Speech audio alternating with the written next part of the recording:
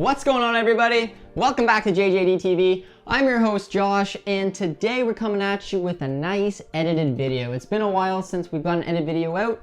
We've had a ton of games, a ton of content. We've just been streaming like crazy, but we just gained a lot of new subscribers here to the channel. Our community is growing, so we just thought you deserved a nice little edited video, and just to kind of see what you new community members kind of think about this little topic. And the topic is, which was just announced, the World Best 11. And that's right, I'm pretty excited to do this because obviously you guys know I'm a Borussia Dortmund fan. I mean, if you didn't know that, then I don't know what to say, but I'm also a big Bundesliga fan. And I've been a fan of the Bundesliga for as long as I can remember, and the World 11 has been dominated by La Liga and even sometimes the Premier League over the past few seasons.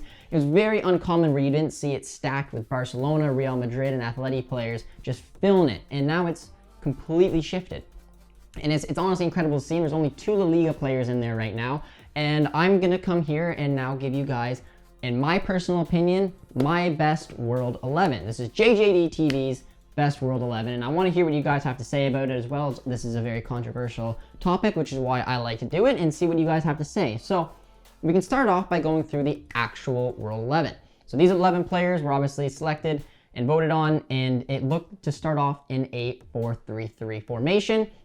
That means nothing, but the way I'm picking mine, I'm going to actually try to field 11 players who I think would complement each other and be the best, honestly, starting 11. But looking at the actual one, I'm going to just put it so it's on screen for you guys. It's lined up in a 4-3-3. In goal, we have Becker. Allison Becker's obviously had a great season with Liverpool. There's no denying that. He is a world-class keeper, and he won for the best goalie. At right back, we got Trent Alexander-Arnold, with the center backs being Virgil van Dijk and Sergio Ramos. With left back, the Canadian blood, Alphonso Davies. In the center of the park, you got Kimmich alongside Thiago, and of course Kevin De Bruyne, with your forwards on the right Messi, on the left Ronaldo, and as striker Robert Lewandowski, managed by none other than Jurgen Klopp, who, I mean, in my heart, you know, full of Jurgen Klopp, one of my favorite managers, if not my favorite manager of all time. Love him, love him, love him. He did so many wonderful things here at Borussia Dortmund, and you just see the type of manager he was to go over to the Premier League and do what he did to that Liverpool team. So, I mean, honestly, it's a great World 11. All these players deserve a shot at obviously being here, if not just were the best at what they did, and Jurgen Klopp in itself. But mine is a little bit different, and I mean, I have watched a lot of these players play. This is obviously on personal opinion, which is why I can't wait to hear what you guys think that your best 11 is. But for me, it's going to line up a little bit differently. And like I said, I'm trying to do it from a managerial point of view and try to put out 11 players who I think would fit the position well and who are just honestly unbelievably incredible in the former and past season. So I lined up in, it's not going to be a surprise, my favorite formation, the 4-2-3-1. I think it's the most balanced, gives you a little bit of everything, and honestly has a little bit of attacking flair. So looking at goalie, I don't know how he didn't make it, and that is Manuel Neuer. Manuel Neuer had an absolutely sensational season last season. Obviously, when you win the treble, you had a great season. But the thing I liked about Manuel Neuer's season last year is that I kind of assumed he'd be on the decline. I honestly did. I felt like goaltenders were going to overtake him. I'm not saying by hands down he's the best keeper in the world right now, because in my opinion, Oblak and I mean, even Allison and Ederson, those three, along with Neuer, are really up there. But for me, Oblak's a very tough one to look over. But for the season itself, Atleti didn't have that great of a season. Oblak was sensational, yes, but Manuel Neuer came up with saves that are just at times unthinkable. You know how hard it is to get a chance against Bayern? Us Dortmund fans do, any Bundesliga fans do, and people in the Champions League do as well. And then when you finally break in, you got to go through this absolute brick wall. And watching Neuer play last season was incredible to see what he did and what he accomplished. And for me, there was no other choice. Allison Becker did have a great season for Liverpool, but if you look at saves, look at critical saves throughout the season, I don't know how Neuer got overlooked. So for my formation, for my team, in goalie is for sure going to be Manuel Neuer.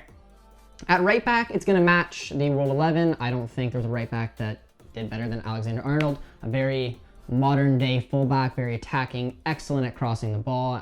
No one else, honestly, at the right back position that I would like to have. In the center of the park, again, you can't overlook the two that was there. Virgil van Dijk, who I believe is the best defender in the world, hands down, alongside Sergio Ramos. I like Sergio Ramos, but I don't like Sergio Ramos. It's just one of those love-hate relationships, but I respect him as a defender. He was an absolute leader, and he was, in my opinion, the most valuable player for Madrid last season for winning the winning La Liga. So I don't think those two, you can overlook them, and I'm happy with the World 11's back. Honestly, I'm happy with the World 11 entire back line, because on the left, I am not going to overlook Alphonso Davies. He hasn't been in the greatest run of form this season. Injuries were in the way of that, and Robertson obviously is up there with a good option as well. But for me, I mean, the Canadian blood in itself, but he was sensational last year. Again, very modern day attacking fullback, excellent at set pieces, excellent at delivering the ball into the places it needs to be. And I'd be proud to have that Canadian on my best 11, and I'd absolutely stick with that back line as well. But going into the holding midfielders, it's going to be the Bayern duo. It's going to be Thiago as well as Kimmich. Those players were untouchable in the middle of the park. They both bring so much. They complement each other very well. And yes, there's a few other claims, as Casemiro did have a very sensational season for Real Madrid.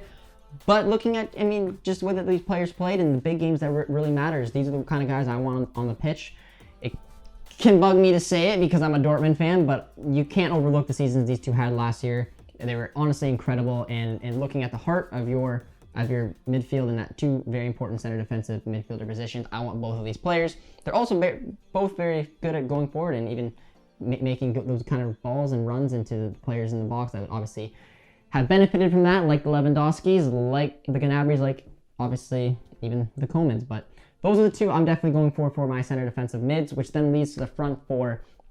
And you can't tell me this isn't a juicy front four. It has to be. We're going to start on the right, which is the new person that obviously wasn't mentioned in the World 11. Kevin De Bruyne didn't make my cut. I'm sorry he did not. It's Mbappe. And I had to put Mbappe there because he brings so much to the team. If you're looking at a well-balanced, well-oiled machine, you want someone with that kind of pace, that kind of finishing ability. He's adaptable. He's versatile. I want him on my right-hand side. That's where he played for the French national team. And he also last season had an incredible year. He's just going to get better and better, young, talented kid. That's what I want on my right-hand side.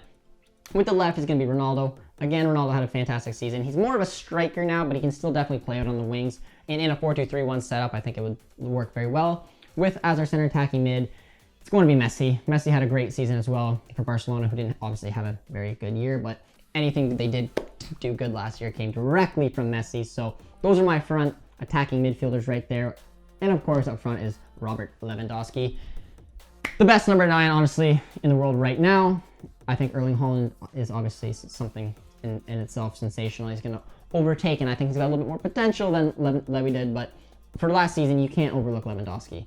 His numbers are ridiculous. He was a clutch kind of player, and that is a well-oiled, well-machined in that 4-2-3-1 setup. And unfortunately, like I said, Jurgen Klopp is probably my favorite manager to ever manage. Him and Simeone, for me, are just two unbelievably sensational managers in very different ways. But I don't know how Flick got overlooked for this, and you Bundesliga fans and Munich fans definitely won't know how it happened as well. You can blame the Premier League in that it's so popular and it's a little biased and whatnot. Yes, Klopp did something great last season. He won the Premier League. Flick won the treble. I don't understand it. He completely transformed that team around, and I, as a Dortmund fan, so this guy say a lot, thought it was very iffy that he didn't win it. So I mean, he would be my manager right now because of what he did to that Bayern team and what he turned them into. Nothing against what Klopp did at Liverpool. It was absolutely impressive as well, but pure numbers can show you in itself. So that right there, ladies and gentlemen, is my JJD TV's World 11. A little different, very kind of, I guess, very similar to the actual World 11, but set up in different ways, different manager, different goaltender, and then obviously a change in shape, which led to Mbappe being included. So my favorite part is asking you guys what you think. Let me see what you guys thought about my World 11 versus the actual World 11, and then let me know what you guys think your World 11 should be. Did I miss anyone? Should De Bruyne have been there? Casemiro should be in there. Another manager that maybe popped up. I know you Dortmund fans may have missed Klopp. I don't know, but I would definitely want to hear what you guys have to think about it. And with that comes the end to our little World 11 here. So it'll be very cool to see what you guys have to say. I'm hoping it's a little controversial topic because there's so many amazing players out there. I don't know if there's a right or wrong answer, but that is mine. So guys, if you are new around here, be sure to comment, like, and subscribe, and we will see you next time.